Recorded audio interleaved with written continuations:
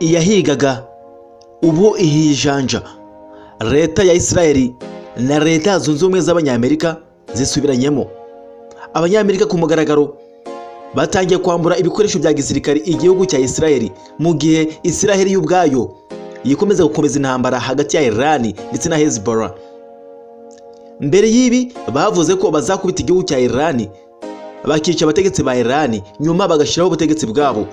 Iran nayo iti natwe dufite intego yo kuzirukana abanyamerika mu karere. Ibi byatangiye leta zunze ubumwe za Amerika zemereye isi yose ko zigiye gukuraho blockage, zikanagabanya ingabo mu karere ku burasirazuba bwo hagati, ndetse bakanambura Israel ibikoresho. Kuri ubu 25% by'ibikoresho biba ku kibuga cy'indege Ben Gurion Airport kiba muri Israel byakuweyo, ubu bigeze muri Amerika. Ibi birimo indege z'ubwirinzi, indege z'intambara n'ibifaru, byose byakuwe muri Israel. Hasigaye 70% mu bikoresho 95% bahabwaga na leta ya Amerika. Ngo ikaze, nitwa Depa 250.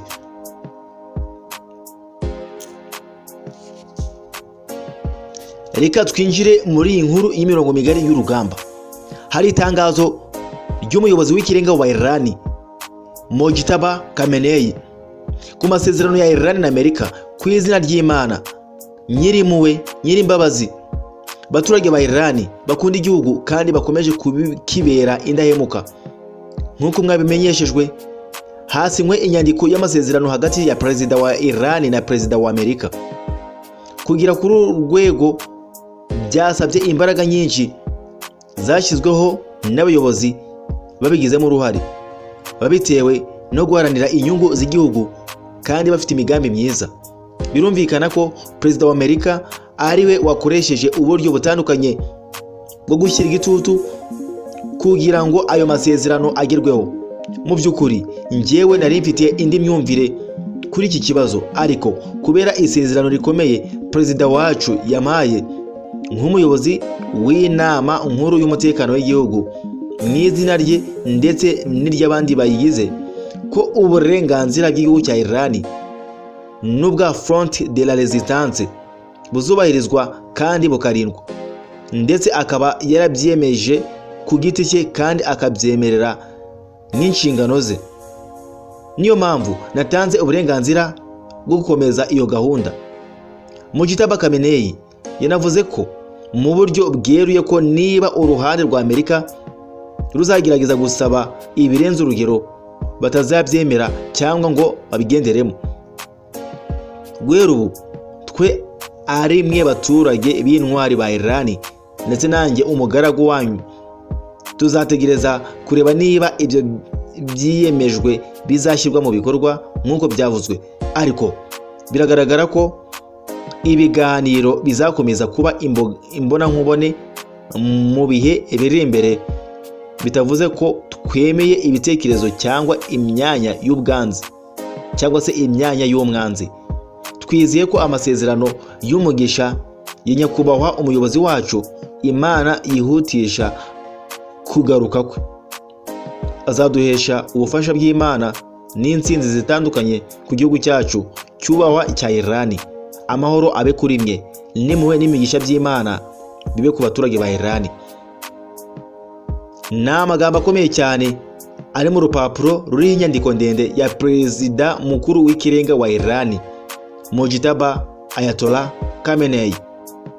Ibi ntabwo byashimishije benshi mu banya-Israeli ndetse n'abanyamerika, ariko uko bigaragara byavuzwe ko Iran yatsinze intambara, nubwo benshi batabyemera nk'abanyamerika cyangwa se abanya-Israeli nabo ubwabo bivuga imyato yuko aribo batsinze intambara. Gusa nk'uko bigaragara muri iri tangazo rirerire, Iran yamaze gushyira umukono ku masezerano ndetse umuhora wa Hormuz ukaba watangiye gufunguka. Amadolari 4.5 amaze gukurwa ku kagunguru ka essence. Byumvikana neza yuko ibitoro byagarutse ku isoko ndetse n'imodoka zatwarwaga n'ibitoro, abazitwara na ba nyirazo batangiye kubyinira ku rukoma. Ubukungu bw'isi bwari bwarangiritse, ubu bwasubiye ku murongo. Iran yari igiye gukinisha isi nyuma yaho ifunze umuhora wa Hormuz ufatiye 20% by'ibikomoka kuri petroli bicishwa muri uyu muhora. Ni inkuru nziza ni amakuru y'agaciro kuri buri muntu wese ukurikirana iby'intambara. Hari impamvu zituma abami bavuga ko Amerika yatsinzwe muri iyi ntambara. Nta kubica ku ruhande, abantu benshi bavuga ko intego nyamukuru ya Amerika itari gusa guhagarika gahunda ya kirimbuzi ya Iran.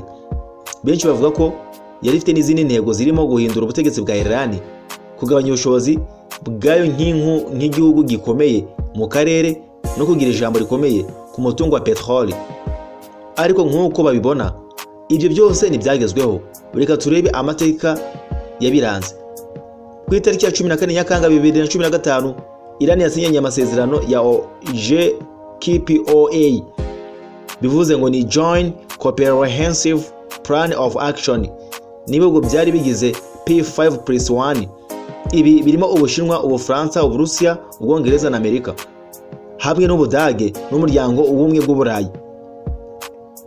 Muri ayo masezerano, Iran yemeye kugabanya cyane gahunda yayo ya kirimbuzi no kwemera igenzura rikomeye ry'ibigo mpuzamahanga mu rwego rwo gukurirwaho ibihano by'ubukungu.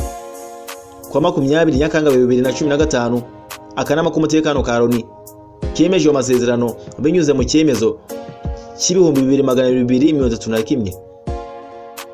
Ku itariki ya 18 Ukwakira 2015, ayo masezerano yatangiye gushyirwa mu bikorwa k'umugaragaro byimazeyo. Ariko ku ya 16 Mutarama 2016, ikigo mpuzamahanga gishinzwe ingufu za kirimbuzi IAEA cyemeje ko Iran yari yujuje inshingano zayo za mbere, maze ibihano byinshi bijyanye na gahunda ya kirimbuzi bikurwaho. Niyo mpamvu bamwe bavuga ko ibintu byinshi byasubiye aho byari imbere y'amakimbirane, bityo bakemeza ko Iran ariyo yatsinze mu bya politiki, naho Amerika nibe yarageze ku ntego zose yari yihaye. Icyakora iyi ni imwe mu myumvire iri mu mpaka za politiki n'imibanire mpuzamahanga, kandi hari n'abasesenguzi bafite ibindi bitekerezo bitandukanye ku byagezweho cyangwa bitagezweho n'impande zombi. Igihari nuko intambara yahagaze, n'icyo buri muntu wese ku isi yifuzaga kurusha ibindi bintu byose wakumva mu bijyanye n'intambara cyangwa se politiki. Turashimira Imana. Dempa 250 niko nitwa. Ini nayo mpamvu bamwe bavuga ko ari intsinzi ikomeye ya Iran. Amafaranga yose Amerika yakoresheje mu ntambara na Iran abarirwa hagati ya miliyari 100 na miliyari 113 z'amadolari kugeza hagati muri Kamena 2026. Hanyuma hari amakuru avuga ko hari indi gahunda yo gutanga miliyari 300 z'amadolari zo kongera kubaka Iran kugira ngo hafungurwe neza inzira ya Strait of Hormuz. Kandi iyo nzira yari isanzwe ikoreshwa mbere y'uko intambara itangira. Abasesenguzi bamwe bavuga ko Amerika yatakaje isura yayo ku rwego mpuzamahanga, igatakaza abasirikare n'ibikoresho byinshi mu ntambara, nyamara ku musozo hakabura ibyo yagezeho bifatika. Ndabashimiye nimwaduteze amatwi kuri Hot World Entertainment. Amahoro imigisha bikomeze bibane namwe. Ciao ciao. Dempa 250 niko nitwa.